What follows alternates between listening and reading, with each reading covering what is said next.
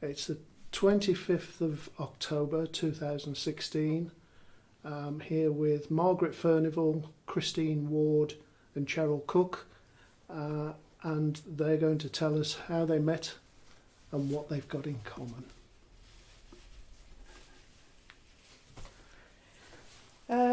Well, I suppose I knew of Margaret from an early age. She was the lady the young girl that lived up the road. But I didn't know her that well. My sisters knew her better than me. But then we sort of all ended up going to the same chapel when the chapels amalgamated on the village.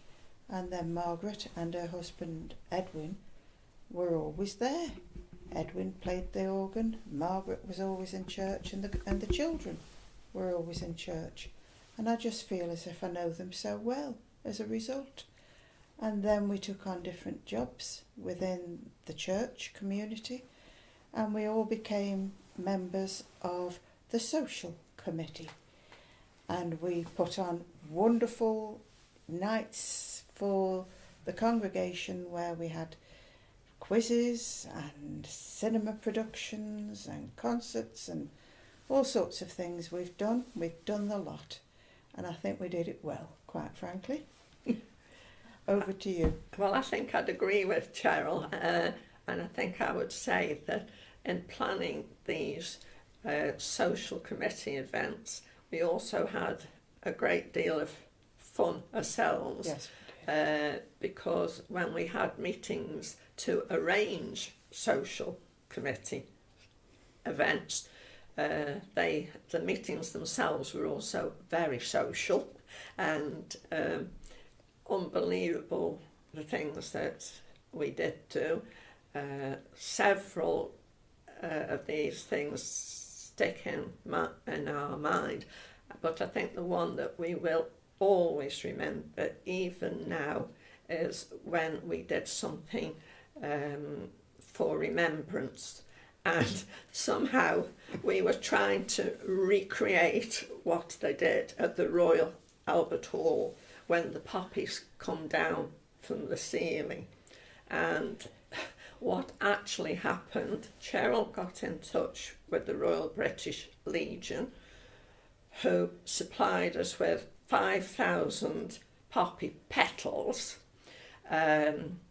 We had a false ceiling in the room that we were using, so they removed one of the tiles and we took the petals up to the higher level.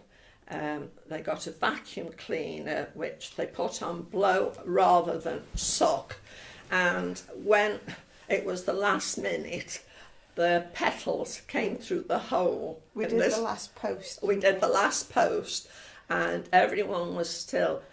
But actually, even today, people say how touching it was for the petals to come through the ceiling. Yes. But also, the petals came in a great wedge. Yes, and one or two of the audience, or whatever you'd say, got drowned in the petals. But it was good. But also, we did a candlelit dinner. I think that was one of the best. I thought about it. We got a very good pianist to come and play all through the meal, and he had this candelabra on his piano. And we did a 5-course meal. And how we got that done in that kitchen for 60 people, I'll never know. But it was wonderful. It was. Also, we did Burns evening. And we found a Scotsman to recite Robbie Burns' poem. And we all dressed up. We even changed the curtains into tartan curtains for the night. Which, incidentally, we bought from Dunelm because they got a clearance on at the time, and the curtains for the tartan curtains were £1 a pair. So and they were big windows. So my sister went trotting down to Newcastle and bought 6 pairs of curtains. So we've had a lot of fun over a good many years there. We did reproduce the Oh. old Roxy. Roxy Yes, Cinema. the The old Roxy Roxy. that was the cinema in Silverdale Silverdale. many years ago. Yes. And we had a big sign over the door that said Roxy. And we had a wonderful evening. What did we show? Did we show? Well, it was a Mickey Mouse film. Was as it the Not second. How Green Was My Valley? It was one that was... Was it with a miner in there? Yes, Yeah. yeah, Paul Yes. Robson in it. Yes, Yes, that's yeah. right. Yeah. Can't But remember we had now. usherettes, people showing them in with the torches, Torches. and we made, We somebody had made the ice cream Ice cream carrier, carriers and we sold ice sent- creams, and it was wonderful. We had a marvellous time, Mm. and I think everybody enjoyed our do's. Mm. It's just that they got older, Yeah, like the I rest think, of us. The only hiccup we had was once when we were doing something and we had a power cut and we had to go and try. Everyone was getting around for candles because we were struggling for light. the meals. Yes. Yeah. But, Yeah. So so that was really a lot of us coming. Oh, we Coming did together. picnics, didn't we? Oh We yes. did a couple of yes. picnics We where went to Cardiff Church Mill- Stretton, Cardiff Mill. Cardiff Mill Valley Valley. and also to Pershore. Yes, Sure. Yes, by but- the river. Yes, Yeah. Had a by the wonderful river. picnic, Yeah. and we actually made the picnics We- ourselves Yeah. And we and put them bought into these little boxes. lovely boxes, Mm. and they all had a box each. Everybody had. And when we them. went to the Cardiff Mill Valley, we were, well, quite a few of us, even though we were Methodists, quite a few of us took a bottle of wine, and you got the River. river coming down, Yes, and we all put the our bottles bottles in the in water there. to chill. Yes, we had a good Yeah. time there. Yeah, so that was really how Cheryl and I became more friendly. Yes. Although Chris and I had been friends for a long time before that through guides. Through guides, yes. Yes. So, That's how we met, through guides. Guides. and then you brought your children up together. Oh yes, Yes, yes, we did, and and- we became friends and with the holiday. helpers and Holidays. And, holidays, and we used to go out for day trips Trips. with the children when they were small, and yeah. yeah. So, yes, that's sort of how things evolved from there. But, yes, church. And I suppose more recently, in May of this year, we tried to recreate the anniversaries of years ago where we couldn't actually walk around the streets, but we did what we called a virtual anniversary, which everyone there again thoroughly enjoyed because it was a bit of nostalgia from the past. Mm. We had all- quite a few people with the microphone going around the church, their experiences Experiences. of the charity. Mm. Yeah, it was very good. What can you tell me about the charity? Well, when in the mid-40s, there were two special occasions in my year, and one, of course, would be Christmas, which every child loves, but it was very special to me, and the other was the charity. And I went to Bethel Methodist Church, and the charity to me would start in about April, early April. And what you would do, you'd have to go on a Monday or a Tuesday night to practice for the charity. And you'd always have fun with the others, having laughs and giggles, but you'd have a choir master that would soon calm you down, and you had to learn all the songs or hymns that you were going to sing on the day. And each week, probably you'd do more practicing, perhaps you'd have 2 practices. And the week before the anniversary, they would put us, the men, or on the Monday before the anniversary, the men would put a stage up where the pulpit was. And each year you would go a rung higher on this stage until you were about 16 and you'd be on the top. And then that was very exciting with your clothes. And we all, well, most of the children had new clothes. That was one of the things you look forward to, having new clothes. usually a pretty dress, or in my case and my sister's case, we had a lot of our clothes made because it was just after the war, and we went to Mrs. Whittaker, Dolly Whittaker, and Mum would buy the materials, and Janet, myself, my sister, would always have to have the same coats made or suits we had. And I always remember we had hats at one time, a sort of flat cap, and all the boys laughed on the day of the anniversary, and we never wore those again. We were so upset. Anyway, the day of the anniversary came, and we get up early and had breakfast and dressed up to go on to the parade or the walk round Silverdale. And it was really exciting. You're going around with the Salvation Army, and you'd stop every so many streets, I suppose, and sang a hymn. But towards, say, after the hour, you were getting bored with it, and we wanted to get back to the Sunday school to have the sugar bun and coffee. And eventually we did do that. And then you've got to chase off home again to get some lunch, and then get your finery on, your new dress to go on. And you couldn't put it on until you'd eaten, else in case you got anything spilt down it. And then off to the service, which was about 2 or 2:30. And it was lovely. Then back home again for a bit of tea, and back again for 6 o'clock. But the evening service was always the nicer one for some reason. For one thing, they always sang at the very end, "The Day Thou Gavest," and it used to give me goosebumps all over me when we sang that.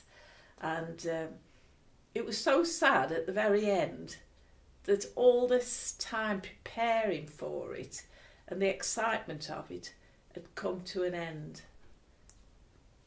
I think what I'll just say, at the end of the service, the men had counted all the money that was collected, both walking round the streets and what had been collected as collections in the services. And it was announced at the end of the service how much had been collected. And they always used to say whether it was up on the year before and by how much. And if they were up, everyone was really pleased about that.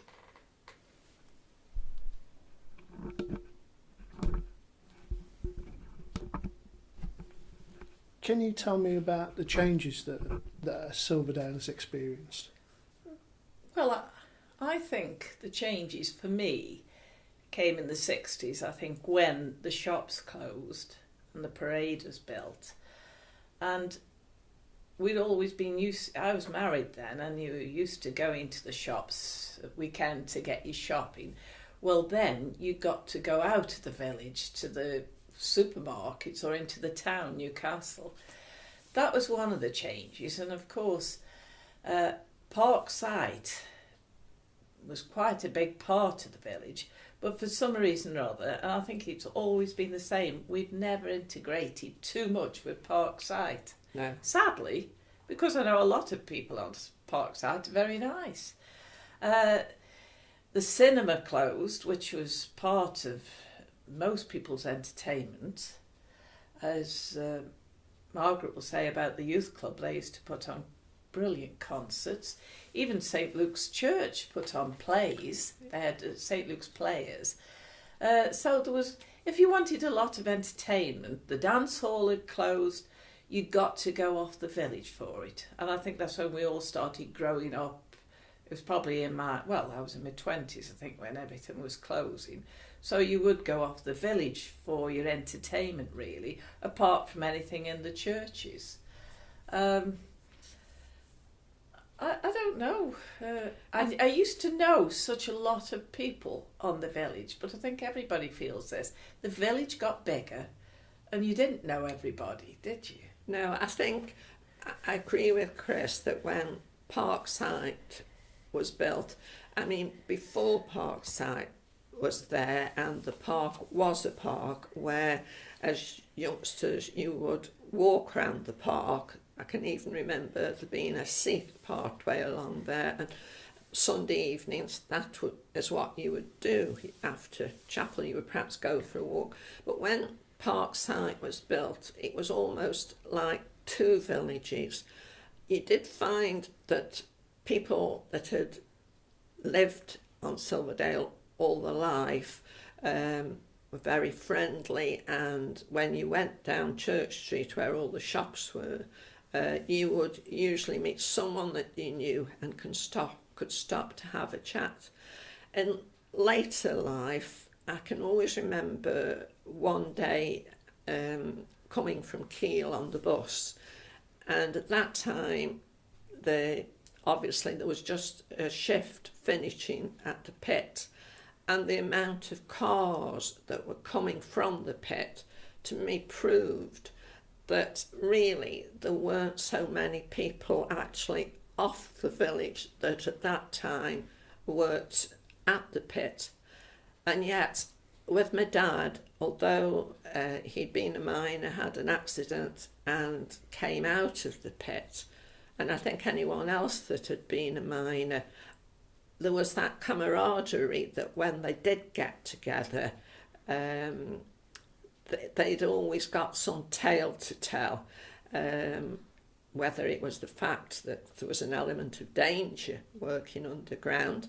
But I know at one point Dad had to go in to hospital for something, and there was a miner in the next bed, and obviously they'd been spinning the yarn. And I went in, and he turned to my dad and he says, "By gum, Norman, we've cut some coal tonight, haven't we, lad?"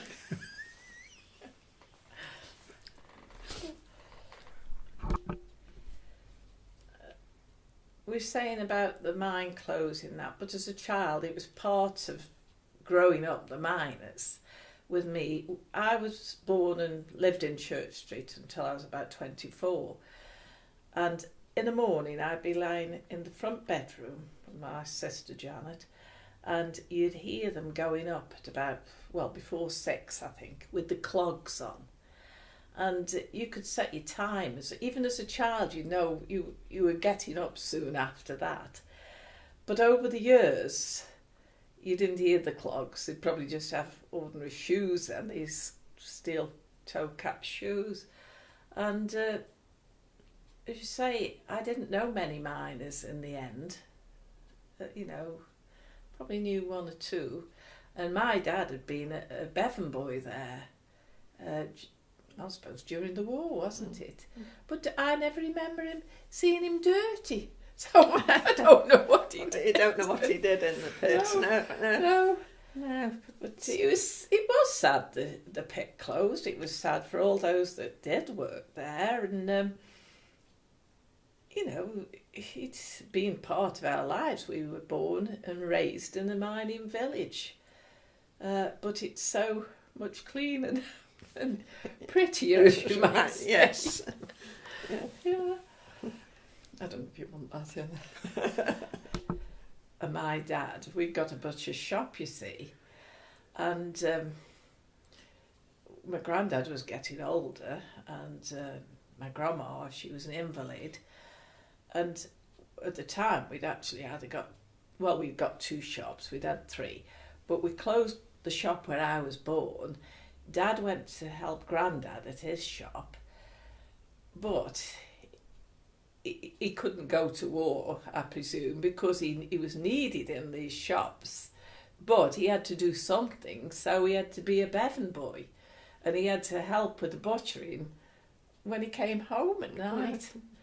And even Mum, she was helping. They were all, everybody helped to get the meat cut and... Yeah. Yeah, but you see, one of the ways I got friendly more with your family as well, because your mum was the district nurse. And when Mum was very poorly in bed, it was your mum that used to come in to see to her.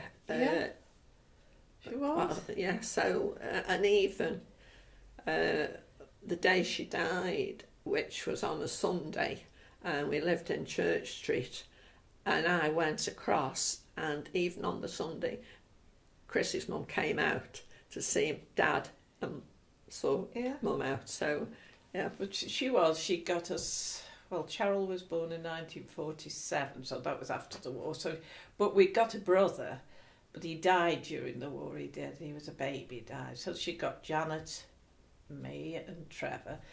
She was, I say at the time, she was at the district nursing.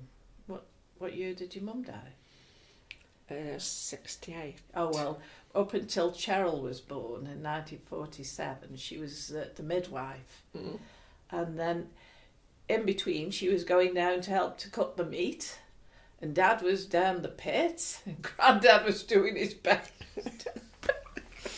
And he got to keep moving Grandma up and down because she was an invalid. And they say about multitasking. Funny war going up to Penkhull there. Well, in the bad weather, you used to have to put chains on the wheels to get up to deliver the milk. Yeah. I wouldn't have tempted that with a milk float away. Well, it wasn't a milk float, it was a van. But yeah. Oh. Yeah. But you see, Don Bowers remembers delivering milk for my dad, and he's in his 80s. Oh, yeah. Well, in his 80s. And I tell you who used to help with the bottling, Olive Hubbard. Yeah, she's still living, isn't she? Yeah, and she went to work. She worked at the cinema as well. Oh yes, didn't she? Was she in the pay desk? I don't know because she was only a little dot. Was it a brother Ern that was the manager there? Or he was the projector. Something. The projector. Yeah. Yeah, and she married. Didn't she marry somebody who worked at the cinema? I don't know. Her name's Richards. No, the daughter's Richardson, wasn't she? Yeah. I don't. Yeah. But all these people are still living. She's in her 90s, I think. Yeah. It's Sudale I tell you one person, I don't know if we can approach her. Elsie. Elsie Brereton. Oh, what she doesn't know. She used to come to the history with her husband. You talk to her perhaps more than me. What do you think? I aren't in, I don't know what health-wise, but I mean, there again, her mother was a teacher, wasn't she, on the village? And then, of course, in that day, if you married, you couldn't teach. So you had, you couldn't be if you were married, you couldn't be a teacher. Oh, no? No, once you got, it was Elsie Brown, wasn't it, her name? Once she married, she had to stop teaching. And I've got two friends who never married because they were teachers and you couldn't teach and be married. And the same with Mum. When she got married and she was nursing, she had to stop nursing. But she actually did private nursing. For, say somebody was ill, she'd go and nurse them until it came in. But even, I can remember later than that, girls that I knew worked in Bucks Chemist. When they got married, they had to finish work. Oh yes, it was Linda Kidman and Ivy Spragg. Yeah, that's yeah. Why? I don't know. Was it just that married women didn't work, or was it? Well, they didn't so much in those days. No, did they didn't. No, they weren't. Well, as you know, they always said the war did a favour for women, didn't it? Because going to the ammunition, helping in the war and doing the jobs that the men had done, then more women did go out to work. As a child, I was one of the few children that's mother actually worked. Yes, and then my mum didn't. No. She helped Dad in with the milk business, yes, and used to go out and do a bit of private cleaning, but other than that, no, she didn't work. No. See, you're of a different era, aren't you? Age. You wouldn't remember those.